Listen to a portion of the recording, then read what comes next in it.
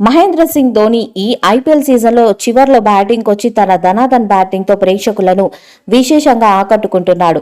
తక్కువ బంతులు ఎక్కువ పరుగులు చేస్తూ జట్టు విజయాలకు దోహదపడుతున్నాడు. అయితే కొన్ని మ్యాచ్ల్లో ధోని తన బ్యాటింగ్ ఆర్డర్లో మార్పులు చేసుకుంటూ వస్తున్నాడు.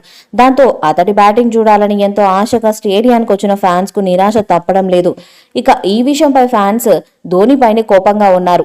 ఇక ధోని ఇలా బ్యాటింగ్ ఆర్డర్లో వెనక్కి జరగడంపై టీమిండియా మాజీ క్రికెటర్ హర్భజన్ సింగ్ సైతం ధోనిని ఆడకుండా పక్కన కూర్చోవాలని సూచించాడు.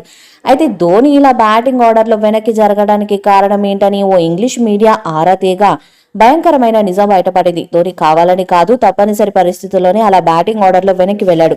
అసలు విషయం ఏంటంటే ఈ సీజన్ ప్రారంభం నుంచే తొడకండరాల గాయంతో బాధపడుతున్నాడు ధోని. దాంతో ఎక్కువ పరిగెత్తలేడు. అందుకే చివర్లో బ్యాటింగ్ వస్తున్నాడు. మోకాలికైనా సర్జరీ పూర్తిగా తగ్గినప్పటికీ ఈ తొడ కండర గాయం మాత్రం ఇంకా ఇబ్బంది పెడుతూనే ఉంది. ఒక పక్క ఈ గాయానికి మందులు వాడుతూనే ధోని కీపింగ్ కు దిగుతున్నాడు.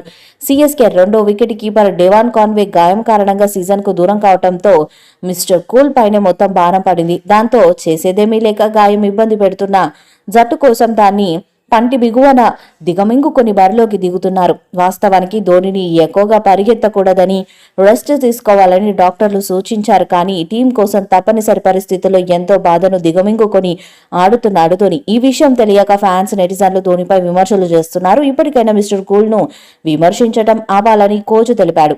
ఇక ధోనితో పాటు సిఎస్కే మేనేజ్మెంట్ చేసి కొన్ని మంచి పనులు కూడా జట్టుకు అంత భారీ రేంజ్లో అభిమానం, మద్దతు లభించేందుకు కారణమవుతున్నాయి. తాజాగా మరోసారి సిఎస్కే ఒక గొప్ప ఇనిషియేట్ తీసుకుంది. అదేంటో ఇప్పుడు చూద్దాం.